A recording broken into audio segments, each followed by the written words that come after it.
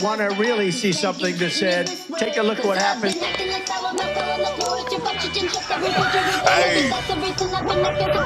Why this beat so crazy? We will make America proud again. And you try to kill our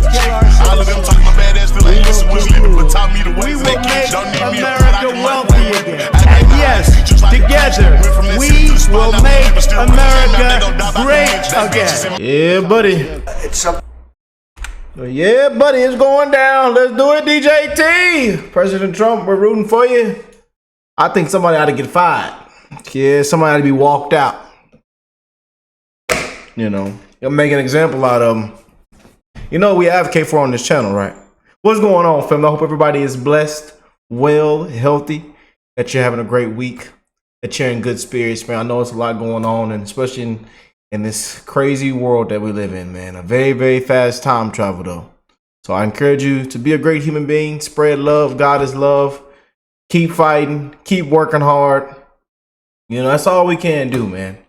I know we try to say we can do this, do that, but, you know, but just the basic principles, man, the basic morals, and stay in the fight, man. Stay in the fight, family. But let's do it, President Trump. Let's do it. Let's see what he's talking about. It's something you sort of have or you don't have. They don't. The job he's done is just terrible. He ought to raise interest rates. You know, we should be at 1%. We should be leading the world. Instead, we're paying 4%. And if you look at what that means, that's over $1 trillion in interest that we have to pay. That with the striking of a pen, we would be saving more than $1 trillion. Is that right, Scott? Do you have anything to say about it? Trump said this just a couple of days ago. I think if Jerome Powell stepped down, it would be a great thing. I don't know that he's going to, but he should. Jerome Powell's been very bad for our country. We should have the lowest interest rate on earth, and we don't. He just refuses to do it, and yet he's spending $2.5 billion rebuilding the Fed, the Federal Reserve building. And I don't know what he knows about building, but you talk about cost overrun. So he got this approved, and he started the work during the Biden administration. And he doesn't look like the kind of a guy, frankly, that wants to spend $2.5 billion. And it's very interesting because out of 71 economists, one person, me, and then one other person, I think from Wharton, got it right, and the others were all wrong in terms of the success of our country this quickly. We have no inflation. We have cash pouring in. It was me and somebody else. And I can tell you, I don't need 5,000 people working for me behind the scenes like Jerome Powell to tell him what he should say once a month, because they got it wrong. The Fed got it wrong. I call him too late. He's always too late. Every point costs us $360 billion. Think of that. And we should be 3 points. That's almost $1 trillion. Approximately $1 trillion less we should be just with the signing of a piece of paper. So we'll see what happens. I mean, you're telling me he's going to quit. I hope he quits. I don't know that he's going to quit, but he should quit because he's been very bad for the country. As Trump is right, Americans deserve relief on mortgage and credit rates.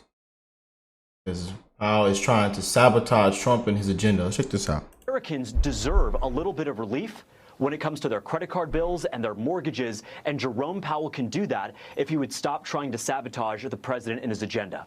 Well, of course, President Trump has been pushing back. He has comments again today saying the Fed has to cut a full percentage point. But, you know, what do you make of the pressure campaign? Some people say it works against the president because now Powell, if he would look like he's bending to the will of the White House. Well, it's not bending the will to the White House. It's bending the will to the economic facts and realities of the ground.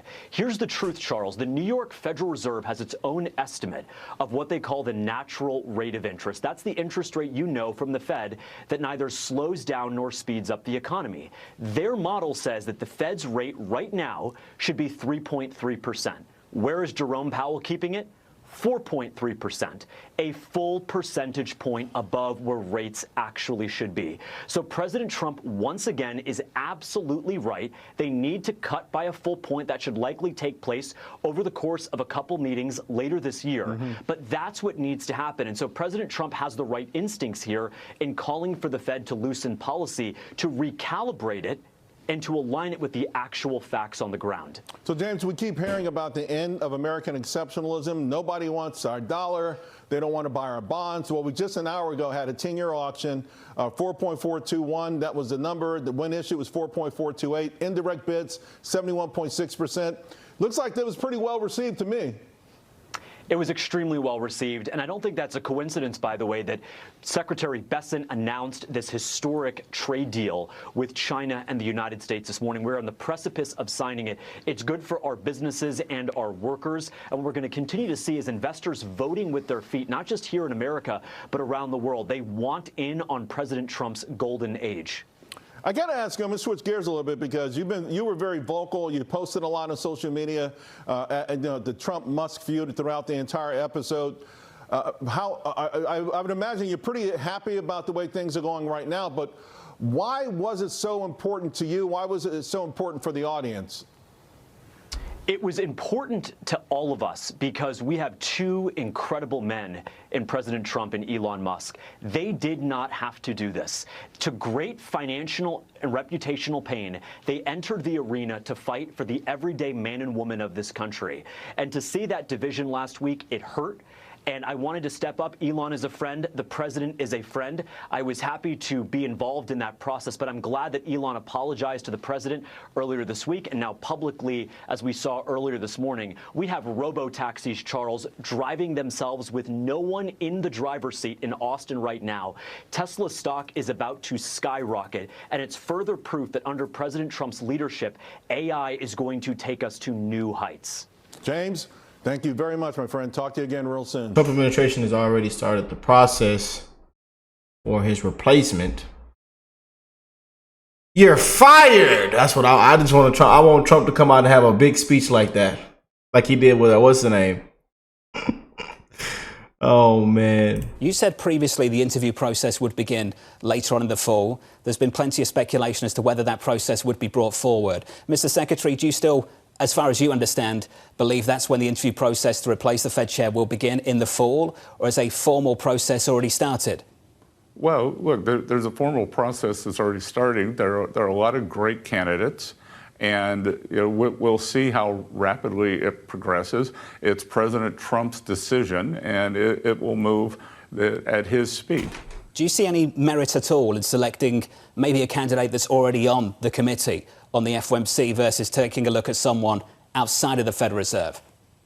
Again, there are a lot of good candidates inside and outside the Federal Reserve, Jonathan. Has the chairman himself, the Fed chair, Jerome Powell, given you any indication whatsoever as to what he would do once his term has expired? Will he vacate his seat as the governor of the Federal Reserve? Well, traditionally, the Fed chair also steps down as a governor, and there's been a lot of talk of a shadow Fed chair causing confusion in advance of his or her nomination. And I can tell you, I think it'd be very confusing for the market for a former Fed chair to stay on also. Not looking good for Jerome Powell. We're getting down to the nitty gritty, man. Big things are happening. But there's also one more I want what you guys hear. And let me know what y'all think about it. Check this out. Well, because we just had a president who is probably, I believe, the most popular president in the history of the country. He just won a landslide victory, Charles. And we've got one guy in the form of Jerome Powell who's sitting there like an obnoxious, arrogant, pompous person. And he's saying, I'm not going to quit. I'm going to keep these rates high. And it's hurting people, Charles. It's hurting the American people. And it's time for Jerome Powell to resign. Bill, I got to say, a year ago, when last year before the election, when Powell and company lowered rates 50 basis points before the election, I pushed back against those who said it was political, that he wanted to help Biden. But when I see the same circumstances now, when I see the Fed that said they were data dependent, but when the data wasn't showing an inflation, they started to give a hunch. It makes me feel like maybe you're right. And I mean, do you think somehow Powell is just becoming more human and he's becoming more emotional about this job? I don't know, but he's a 72-year-old wealthy guy. He doesn't need to pay for a car loan. He doesn't need to pay for a credit card. He doesn't need to pay for a mortgage. And then on top of it, he doesn't like our great president. So I think for all those reasons, this guy's totally out of touch, and he's keeping these rates way too high. And frankly, something needs to be done. I think it will be done. I think this building is a disaster. You saw one congressperson come forward and refer him to the DOJ for perjury to Congress. Right. I think you're going to see 2 more senators, potentially more. And I think this building thing is not going away. I think he's got some real problems on his hands. Yeah, and of course you're referring to the 2.5 building. Let's call it a boondoggle for lack of a better. The overruns are crazy. Last weekend on the Fed's website, they posted some frequently asked questions trying to get around this. In the meantime, CEOs from major corporations are rallying around Fed. They're saying we need an independent Fed. Listen, it's when banks and CEOs say they like the Fed, I don't know if that should help or hurt them, because I'm the average person. I'm saying, of course, CEOs love them. Look at their profit margins. Look at their money they're making, right? So it seems like the big question is Main Street. I don't think Main Street's happy with this Federal Reserve. Well, and there's nobody who has a better pulse on Main Street than President Trump. President Trump, in my opinion, has the best instincts in the world. And that's not just because I work for him. I mean, you just look at his instincts. He knows what he's doing. And when it comes to Jerome Powell, he's dead on about this. Let me just tell you, Charles, you know I have a big Twitter following just like yourself. And President Trump's critiques of Jerome Powell are some of the most viral things that I've ever seen go on the internet. People are upset. People are angry. People are sick and tired of paying for these credit card rates that are not commensurate with inflation. I mean, Jerome Powell sees inflation where it doesn't even exist. It's like he goes into a room, he sees a ghost, he says, I see a ghost, and nobody else sees the ghost, which is that tariffs cause inflation. So this guy's a bad guy. I've never said that before, but he is. He's a bad guy. And, I think there's going to be more coming out that's going to be evidence of that. So how should the Federal Reserve be held accountable, Bill? Listen, I believe that the bigger issue perhaps is that the Federal Reserve is always designed for banks, always designed for wealthy people. That's who was at the meeting at Jekyll Island, right? And when people say, well, they don't want lower rates because it's only going to send the stock market up, we're at a record high. We don't want lower rates because it's going to make rich people richer. They're already rich. They've never been wealthier, right? You look at how much money Warren Buffett's sitting on $400 billion. He doesn't have to invest it. So these higher yields, these higher rates have only made the wealthy folks more wealthy. The question, though, is who could ever really be in charge of the Federal Reserve the way it's set up right now?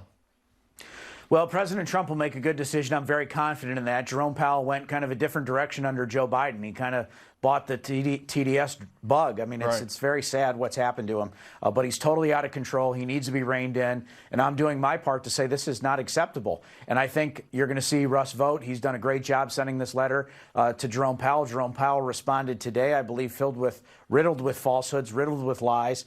And I don't think it's going anywhere. So we're trying to get a tour of the building, Charles. I think we're going to get a tour of the building here pretty quickly. And we'll let you know what we see once we go inside. But I have a pretty good feeling that we're not going to find many good things have been going on at the Fed for many years. Yeah, it really is remarkable. At least you're shining a light on this. Transparency is what every American wants and every American demands, particularly from what feels like an unaccountable agency that has almost as much power as the White House. I mean, they moved this market and they moved the economy, and right now it's hurting Main Street without a doubt. Bill, I appreciate your passion and the way you've been on top of this. Thank you very much. Let us know what you see when you get in the building.